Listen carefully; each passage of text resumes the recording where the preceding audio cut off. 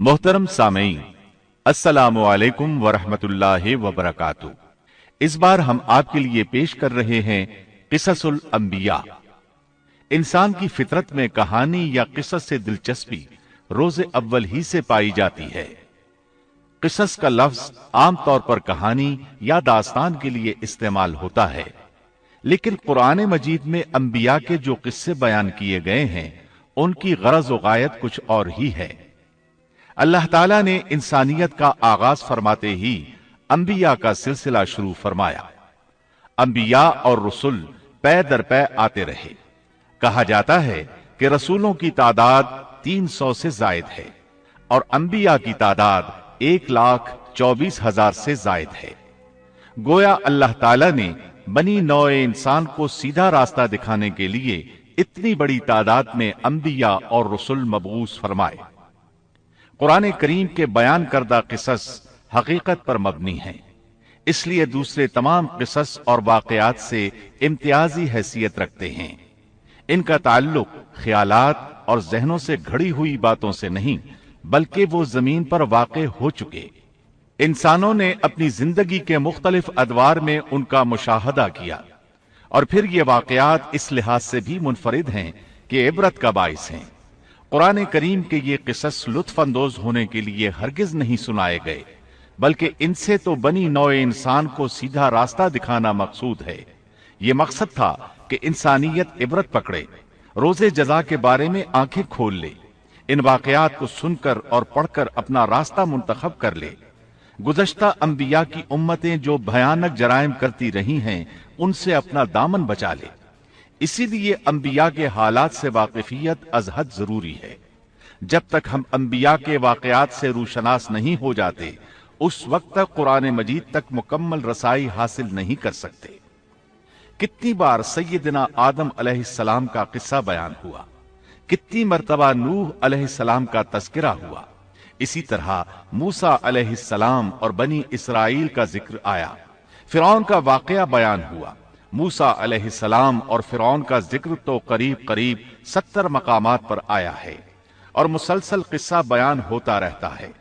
कितनी सूरतों का नाम अंबिया के नामों से मंसूब है। लिहाजा जो शख्स इन किस्स से लाइल्म है, वो कुरान के एक बड़े हिस्से से महरूम है।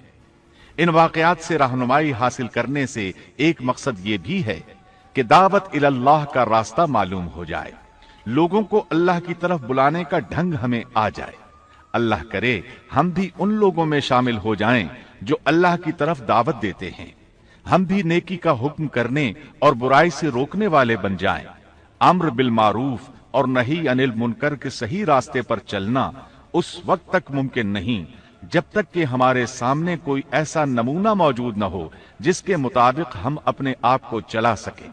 और साफ जाहिर है सबसे अजीम और बेमिसाल नमूना नबी अकरम सल्लल्लाहु अलैहि वसल्लम की मुबारक शख्सियत है।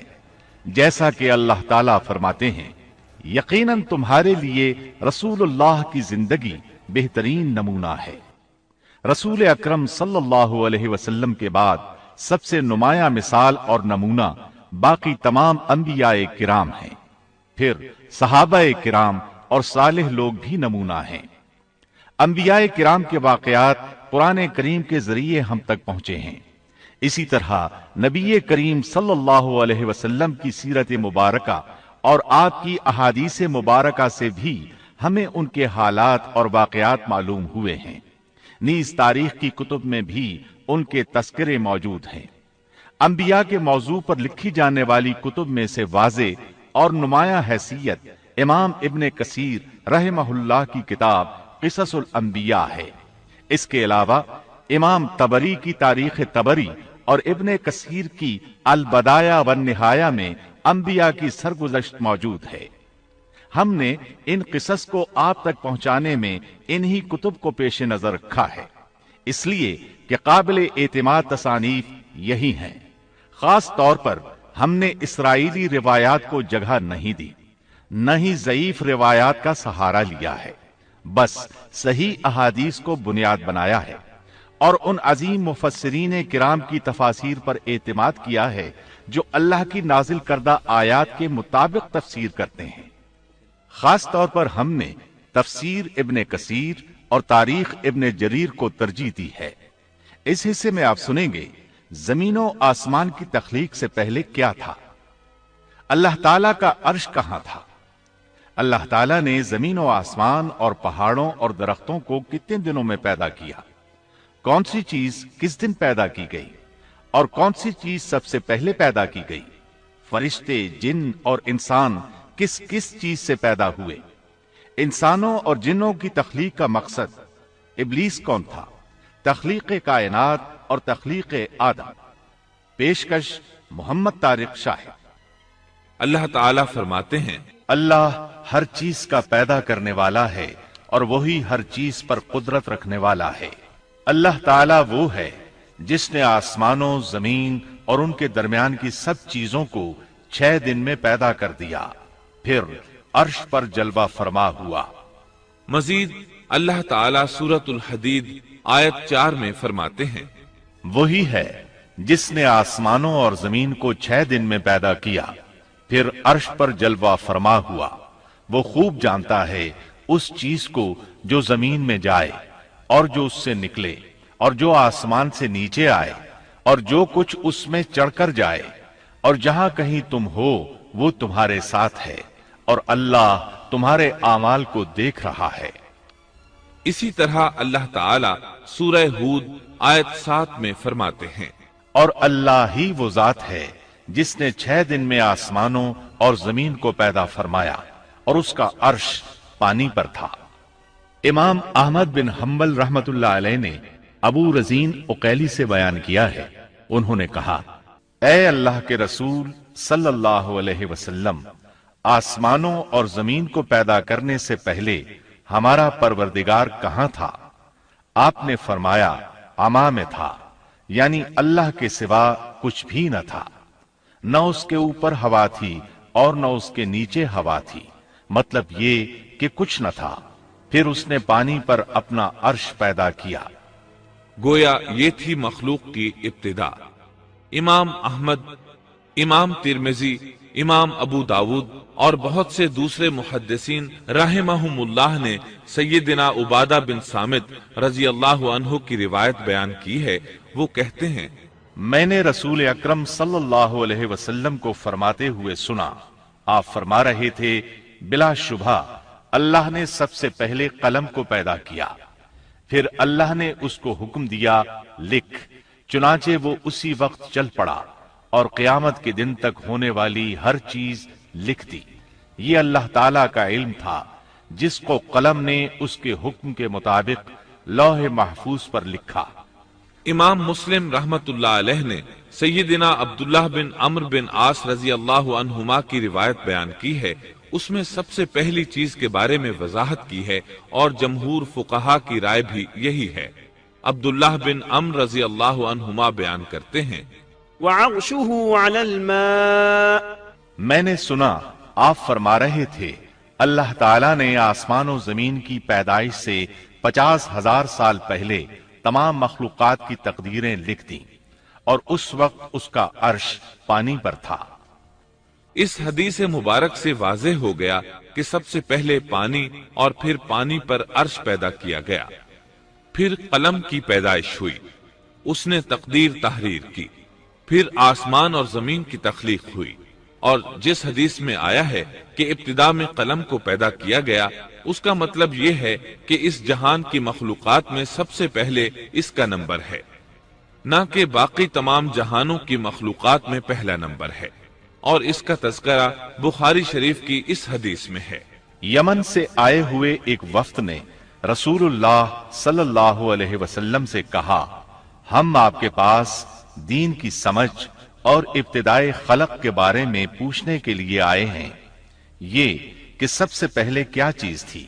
آپ نے فرمایا، اللہ تھا، اس سے پہلے کوئی چیز نہ تھی، اس کا عرش پانی پر تھا، پھر اس نے لوح محفوظ پر ہر چیز لکھ دی اور آسمان اور زمین کو پیدا کیا، یعنی ابتدا میں پانی پر عرش کی تخلیق ہوئی، پھر قلم کی پیدائش ہوئی، اس نے سب کچھ لکھ دیا۔ علماء کرام کا بیان ہے، قلم کے فوراً بعد لوح محفوظ کو پیدا کیا گیا، چنانچہ قلم نے لوح محفوظ میں ہر چیز لکھ دی۔ اس کے بعد کائنات کی باقی مخلوقات اور آسمان و زمین کی پیدائش معرض وجود میں آتی گئی۔ اشیاء کی پیدائش والی ترتیب میں علماء کرام کے کئی اقوال ہیں، اور ہم نے آپ کے سامنے جمہور علماء اور فقہا کی پسندیدہ اور راجح ترتیب پیش کی ہے۔ آسمان اور زمین کی مخلوقات کی ترتیب کیا ہے، اس بارے میں امام مسلم رحمت اللہ علیہ نے سیدنا ابو ہریرہ رضی اللہ عنہ کی روایت پیش کی ہے۔ وہ کہتے ہیں، نبی اکرم صلی اللہ علیہ وسلم نے میرا ہاتھ پکڑا اور فرمایا، اللہ تعالیٰ نے ہفتے کے دن مٹی کو پیدا کیا، اتوار کے دن زمین میں پہاڑ، پیر کے دن درخت، منگل کے دن تکالیف، مصائب، جراثیم اور بیماریاں، بدھ کے دن نور کو، جمعرات کے دن زمین میں چوپایوں کو پھیلا دیا، اور تمام مخلوقات میں جمعے کے دن کی آخری گھڑیوں یعنی عصر سے رات کے درمیان میں آدم علیہ السلام کو پیدا کیا۔ مطلب یہ کہ ابتدائے آفرینش میں جن مخلوقات کی تخلیق ہوئی ان میں سے آخری مخلوق انسان تھا۔ اس حدیث میں مختلف حالات کو نہایت وضاحت سے بیان کیا گیا ہے۔ اس سے بخوبی پتہ چل گیا کہ ابتدائی مخلوقات کی ترتیب کیا تھی۔ ان میں سے آخری نمبر آدم علیہ السلام کا تھا، جبکہ آدم علیہ السلام نسل انسانی میں سب سے پہلے اور تمام انسانوں کے باپ ہیں۔ انسانوں سے پہلے فرشتے اور جن پیدا ہو چکے تھے۔ صاحب عقل مخلوقات میں سب سے پہلا نمبر فرشتوں کا، دوسرا نمبر جنوں کا اور آخری نمبر انسانوں کا ہے۔ فرشتوں کا اصل ٹھکانہ آسمان ہے۔ اللہ تعالیٰ سورۃ الشورى آیت 5 میں فرماتے ہیں، قریب ہے کہ آسمان اپنے اوپر سے پھٹ پڑے اور تمام فرشتے اپنے رب کی تسبیح اور تحمید بیان کر رہے ہیں اور زمین والوں کے لیے استغفار کر رہے ہیں۔ خبردار، اللہ تعالیٰ معاف کرنے والا، رحمت کرنے والا ہے۔ مسلم شریف میں ہے، سیدہ عائشہ صدیقہ رضی اللہ عنہا سے روایت ہے کہ نبی اکرم صلی اللہ علیہ وسلم نے فرمایا، فرشتوں کو نور سے اور جنوں کو آگ سے پیدا کیا گیا، اور آدم کو اس چیز سے پیدا کیا گیا جو تمہارے لیے بیان کر دی گئی، یعنی مٹی سے۔ فرشتوں کی تخلیق کے بعد جنوں کو پیدا کیا گیا۔ جنوں کو بھی انسانوں سے پہلے پیدا کیا گیا تھا، جیسا کہ اللہ تعالیٰ سورۃ الحجر آیت 27 میں فرماتے ہیں، اور اس سے پہلے جنات کو ہم نے لو والی آگ سے پیدا کیا۔ جنات کے بارے میں بہت زیادہ آیات و احادیث موجود ہیں۔ اللہ تعالیٰ فرماتے ہیں، اور جنات کو آگ کے شعلے سے پیدا کیا گیا۔ مارج آگ کے بھڑکتے شعلے کے کنارے کو کہتے ہیں۔ گویا جنوں کو آگ کی جڑ سے نہیں بلکہ آگ کے شعلوں کے کنارے سے پیدا کیا گیا ہے۔ قرآن مجید میں اللہ تعالیٰ نے ابلیس شیطان کا قول نقل کیا ہے، تو نے مجھے آگ سے پیدا کیا۔ اسی طرح پہلے بھی بیان ہو چکا ہے کہ اللہ نے فرمایا، اور اس سے پہلے جنات کو ہم نے لو والی آگ سے پیدا کیا۔ یہ ہے جنات کی اصل اور بنیاد۔ ابلیس ملعون بھی جنات میں سے ہے، اور اس مسئلے میں کسی کو تردد اور شبہ نہیں ہونا چاہیے، اس لیے کہ قرآن مجید میں ہے، اور ابلیس جنوں میں سے تھا۔ مطلب یہ کہ وہ فرشتوں میں سے نہیں تھا۔ حسن بصری رحمت اللہ علیہ فرماتے ہیں، وہ پلک جھپکنے کے برابر بھی فرشتوں کی جنس میں داخل نہیں ہوا، اور نہ ہی وہ کبھی فرشتوں میں شمار ہوا ہے۔ وہ جنات میں سے ہے کیونکہ اس نے خود اقرار کیا تھا، اے اللہ، تو نے مجھے آگ سے پیدا کیا ہے۔ اگر یہ فرشتہ ہوتا تو اس وقت کہتا، اے اللہ، تو نے مجھے نور سے پیدا کیا ہے۔ اس لیے ابلیس کا جن ہونا روز روشن کی طرح عیاں ہے۔ سیدنا عبداللہ بن عمرو رضی اللہ عنہما اور سیدنا عبداللہ بن عباس رضی اللہ عنہما فرماتے ہیں، آدم علیہ السلام سے 2000 سال پہلے جنات پیدا کیے گئے۔ وہ ہماری اس زمین پر رہائش پذیر تھے۔ آہستہ آہستہ وہ فسق و فجور میں مبتلا ہو گئے۔ جب وہ فتنہ فساد میں حد سے بڑھ گئے، ناحق خون بہانے لگے، تو اللہ تعالیٰ نے ان کی طرف فرشتوں کا عظیم لشکر بھیجا۔ ان سے جنات کی زبردست مارکا آرائی ہوئی۔ اس مارکا آرائی میں فرشتوں نے جنات کو تہس نہس کر دیا اور وہ سمندروں کی جزیروں میں پناہ لینے پر مجبور ہو گئے۔ زمین کے ہر بر اعظم سے انہیں جلا وطن کر دیا گیا، چنانچہ آج تک ان کا مسکن یہی جزیرے اور عظیم مراکز ہیں۔ یہ واقعہ آدم علیہ السلام کی تخلیق سے پہلے ہو چکا ہے۔ احادیث مبارکہ میں ہے کہ ابلیس ملعون کا ایک تخت ہے اور وہ تمام جنات کا سردار اور حکمران ہے۔ اس کا شاہی تخت پانی پر ہے، اگرچہ اس کی متعین جگہ ہمیں معلوم نہیں۔ یہاں تک ذکر تھا سیدنا آدم علیہ السلام کی پیدائش سے پہلے کا۔ Thanks for watching. Don't forget to like, comment, share and subscribe to